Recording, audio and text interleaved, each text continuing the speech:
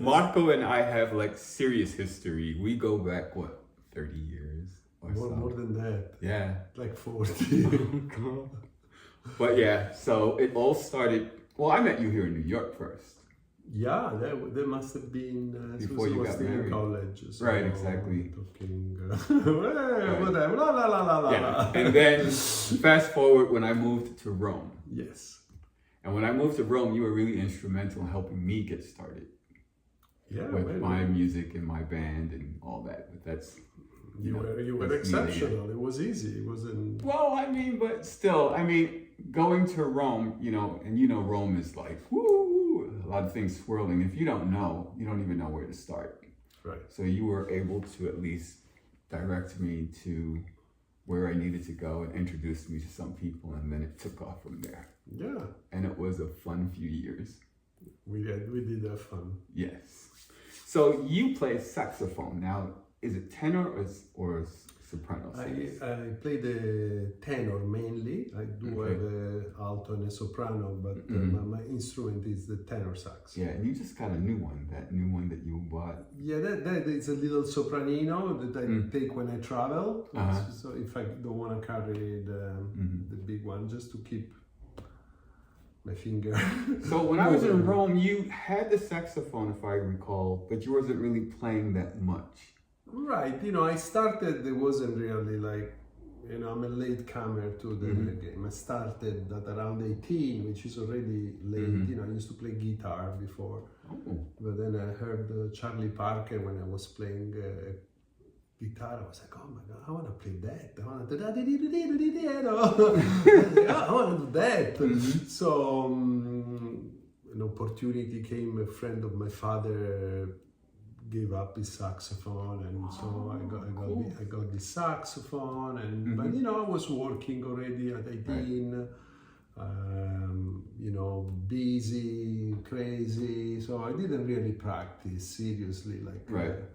But once you came to New York is when it really began. That's when it really began, because it's like my wife's family, friends with Miles Davis, right, of Sonny course. Rollins came to so our you wedding. I was like, I either learn to play this thing or I give it up, So, No, and those are some really high, that's like crazy, Miles Davis. No, it's Sonny Rollins. You can't even put us in the same sentence, but it was inspiring, and it meant that I kept at it, even though I never spent 10 hours a day practicing like some musicians do. I've been doing it for 50 years, even maybe an hour, maybe half an hour. But as long as you're consistent, that's where it really works. Like that's my biggest problem with the piano. Yeah, it just takes longer. A little longer. So, you say Miles Davis, Sonny Rollins. Who else inspires you as far as saxophone? Oh, well, it's the usual guy, obviously the Train, the Parker, but also the not so, the Coleman Hawkins and so on, but also the little lesser figure in jazz like Wardell Gray or, a lot of people inspire me, and they don't have to be saxophone player necessarily, also vocalist, At the end of the day, playing the saxophone is like a voice. Right, exactly. Which is when you know that you don't have a voice, you're better off with an instrument. So a lot of people inspire me, and not only jazz. Actually, I do study jazz, practice jazz, and play jazz with my friends. But my interest is really in world music. I've been playing with African bands for the last. That's the thing. When did that start? Because what was the first African band you played with? I don't know. I've always had an affinity. A lot of percussions, a lot of drums. I'm Italian. We're not very far. That's true. Like right there. And I just love the music. I like to be able to see people dance, have fun, you know, the simplicity of it, and well, the deceiving simplicity of it, you know. But anyway, I love to play music where people can enjoy and dance and move. So that's what inspired me, the connection between the movement and the music. But what was the first band that you joined? I played in a band that was doing African music from Capo Verde in Rome with Marina and Piero of you know, the colleague from Airlines. Marina was working at KLM and Piero at Aeroflot, and they had this band, and I joined as a saxophone player. That was my first experience playing with African music, even though I have to say without any Africans in the band. But you know, it was Rome in the 80s. It wasn't so. But I used to love going to the first African club in Rome, Macumba. I don't know if you remember that. You know, that may even be before your time. Yeah. And then there was the one with Usti. Oh, that was my time. Yeah, which one was? What was it called? I know where it was, but I could never remember what it was called.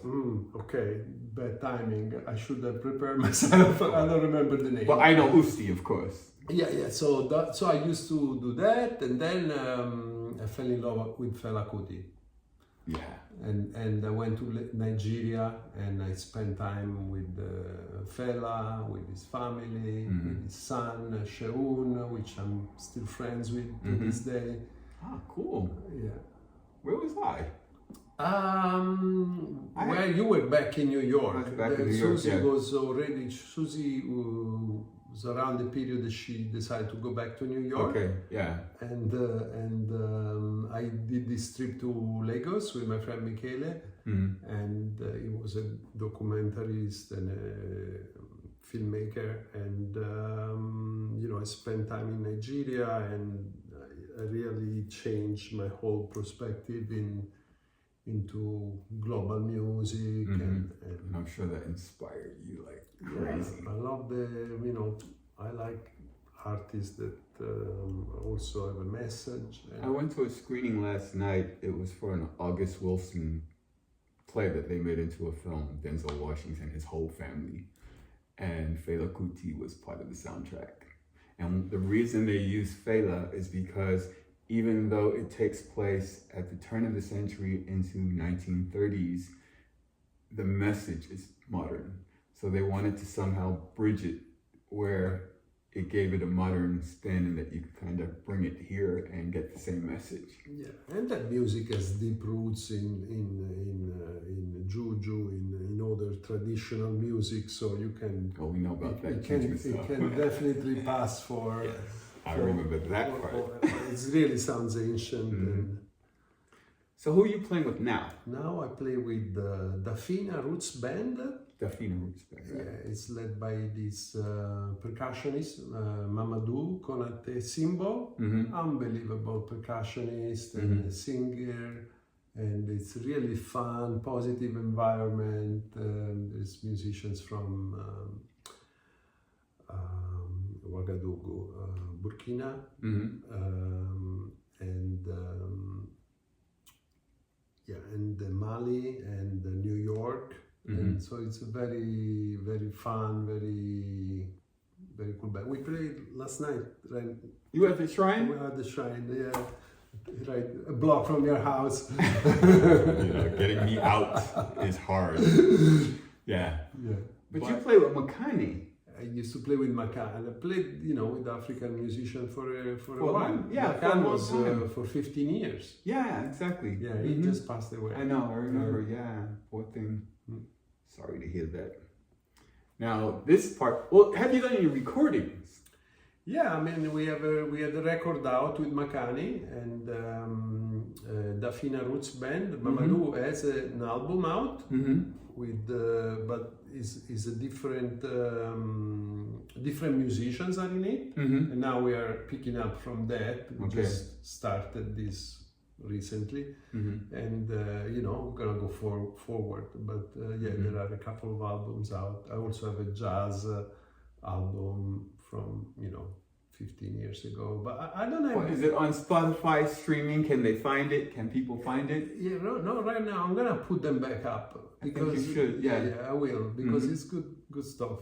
Yeah, and look, it's a wide open market now, so you could put it up. People, there's a person, there's a client for everything. Even just as there is nothing of Macan out there, and so I would like him to be remembered. Yeah, it's like a tribute. Like a tribute. So yeah, I just have to contact his family and make sure they're okay with it.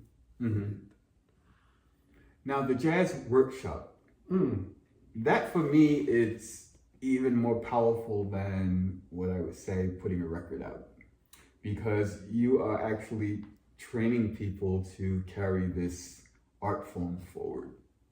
Yeah, and this will go into generations. So tell me, how did that come about? Well, two recent immigrants from Europe, me and my partner Mark Momas, we're working in a rehearsal studio at one point in our life, and I was like, Mark, in Italy we have a music school, every little neighbor. Here you either go to a university and pay $80,000 a year, or there is really nothing much. If you have a job and you want to play, it's very hard to do both. And he was like, oh yes, I was thinking about that as well. It's a great idea. So 15 years ago, we started this music school called the New York Jazz Workshop. Yeah. And New York Jazz Workshop. Yes, it's based in Manhattan, in Midtown, on West 37th Street. We worked very hard, unpaid for many years, and we got this beautiful studio, and we have classes every week. We have improvisation workshop, Brazilian music workshops, we have singing classes, we have composition, theory, air training. We do a lot of things, and it's not just here in New York. You travel with it. Yeah, we travel because we do a lot of different things just to survive. It's kind of the nature of the business. It's very hard making money with music. So we do team building for corporations. So we've been going to Nike in Oregon, and we go to Thomson Reuters in London, and we've done a training for their staff, and we show them how creativity within structure, can be, there are parallels between jazz music, improvisation, and how corporation work or should work. And we talk to them about leadership style in music, from Duke Ellington to Louis Armstrong to Miles Davis, how different leadership styles produced different type of music, so they can describe how they used to work, like in Count Basie Orchestra. The music started from the bottom up. They would play around with riffs, and then they developed songs from different voices within the band, and then the scores came after. And so that was one type of things. And then there are people like Buddy Rich, who was all about himself, and he was like a top-down kind of guy, and you can hear it in the music. It's very interesting to understand how these people work. Approach it, and the same is in organization, right? You have organizations that are flat hierarchies, you have organizations that do different type of structures, and there is a lot of synergies. They can learn a lot from jazz musicians. That's so cool. And then we go abroad with the students. We take them to Italy. Now we're organizing Brazil. We have Brazil coming up in the winter, and we have Japan next fall. Wow, that's impressive. I know. I used to be a travel agent, so that's why I forgot that part. I'm putting all my interests together. But that's how you do it. Passion and skill, you combine them, and then you create a life. Yes. Hopefully it pays, but that's beside the point. We do it for. So how do you find the club scene here in New York, as far as performance-wise? Well, the music scene is not very good in New York, because of the high rents. I don't want to blame the club owners, but because I understand the challenges in running a club and paying the staff and paying the rent. But there is really unless you're a superstar, there is really no venues that pays a decent amount of money for live performances. Because the thing in Rome, I was able to eke out a living, so to speak, as opposed to coming here where everything is put onto the musicians. As far as you have to bring the crowd, you have to pretty much do your own sound, your own lights, everything you do. And the only thing that they really offer you is the space in the bar. And of course, people pay for the bar. Right. Whereas it was complete opposite when I was in Rome, for instance. Yeah, it's an issue in New York. Again, I think has to do with, when the average rent is $4,000 in Manhattan and for like a one bedroom, then you can understand that, a club may have to pay, $20,000 for rent, and then, they have to pay the staff, and then, they can't afford a live band. I think it's short-sighted because a lot of people have maybe DJs but live music, it's different. Because even I went with Susie to see Michelle and Davey Ocello at the Blue Note. Right. And they crowd you in there and they hustle you. And that's one of the few clubs that survive. But how many clubs have closed in the last few years? Cornelia Street Cafe, 55 Bar. Now room here in Harlem, room 504 is closing. Oh, really? Yes, it's really bad because it just doesn't economically make a lot of sense. So the only great venue, like there is couple of models. There is people like the Shrine and Silvana. That basically give you a small percentage of the bar, and then it's tips based. And also Barbès in Brooklyn does that. And it's not. You need to have a following because otherwise, or you need to be there on a busy night. Otherwise, you don't bring anything at all. Or for like renown, but I'm talking about really renowned act. There are venues such as SOB or Blue Note or things of that sort. But but that's a whole that's like a 2% of the musicians that are around in the city that gets to get to the Blue Note. Those kind of gigs. So it's very hard for musicians out there. Or there's a whole nother model where they do like these salons in like brownstones and things like that. Yeah. What do you think of that? No, that is, I think that's a very good, because the money goes directly to the artist. And yes, those type of things are taking off, and they're kind of making up the vacuum that we have. No, because I would imagine that, especially if you just want to play, and really what it really comes down to is just have some people pay to come through the door, and you can provide things for them, and it's more comfortable. It is a word of mouth, and it's not easy to find these things. So because there's a place up here, there's a brownstone. Yeah, well, there is Bill's Place, right? Oh, Bill's Place. I went to Bill's Place. This place which doesn't get happen until 3 in the morning. It's great. Yeah. Bill's Place, I think they have 2 sets and it's always packed. Yeah. And but it's small, it's a brownstone, so you have the economy, it's not an economy of scale, right? You can but Bill's been around forever. Billie Holiday got her start there. Yes. Yeah. So what upcoming things do you have? I'm working lots of different hats. I'm working with Mamadou to develop Dafina Roots Band, mixed up with an older band.